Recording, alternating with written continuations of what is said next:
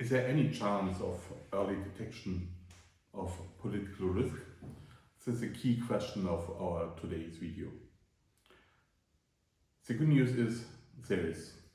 And the good news is also that war, as one example of political risk, don't fall from the sky.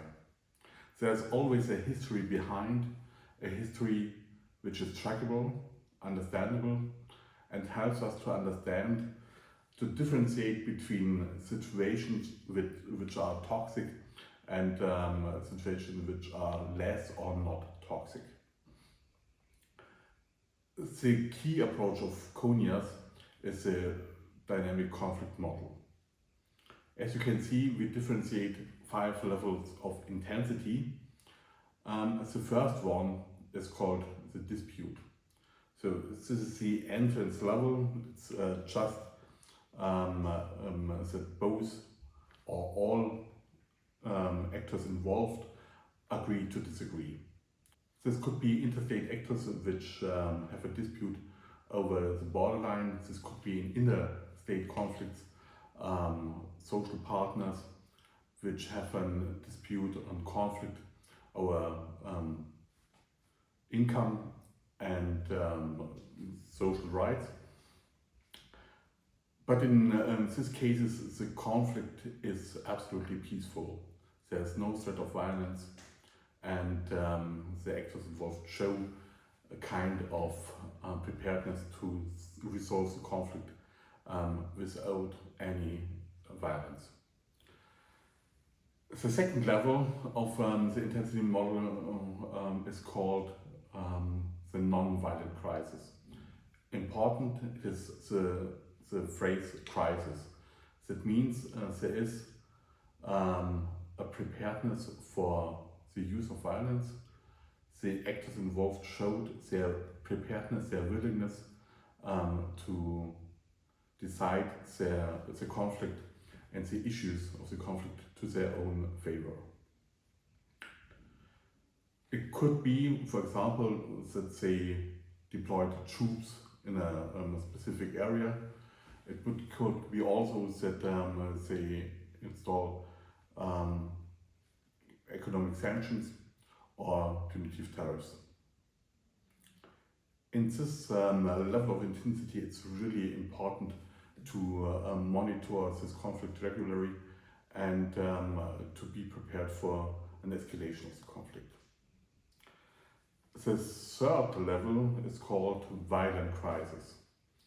And the big difference to the second intensity level, in this level we can observe the use of violence.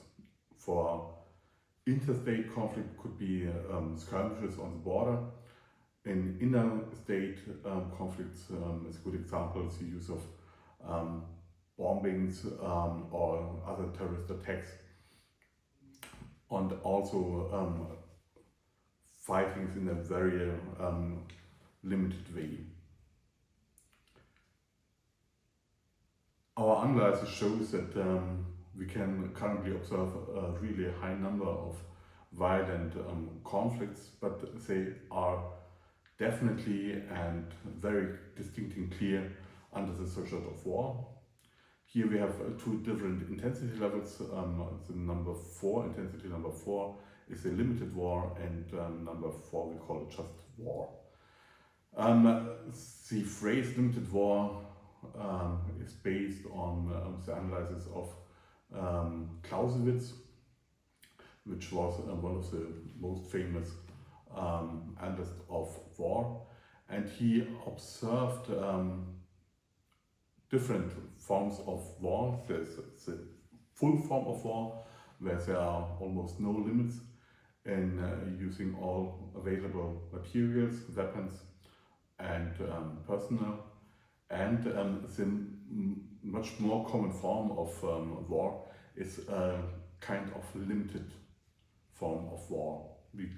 A good example for the full form is World War II, or what we call the civil war in Afghanistan, or what we currently observe in the conflict between Russia and Ukraine, while the the limited form can be observed in many countries in Africa or in Asia as well. This model, which is illustrated as a graph, has two sides, an escalating and a de-escalating side. This shows us that the conflict can have both sides, an escalating and de-escalating development. Unfortunately, not all of the ongoing conflicts do us a favor to use this model for their processes, but it is important to see that conflicts after a period of violence are still existing, are conducted on level 2, for example. So they are not solved, they still building the reservoir for further escalating, and they must be really observed. We do this at MBI CONIAS. Currently, we observe more than 1,200 ongoing political conflicts. In our database are the information of all in all 2,400 political conflicts since 1945.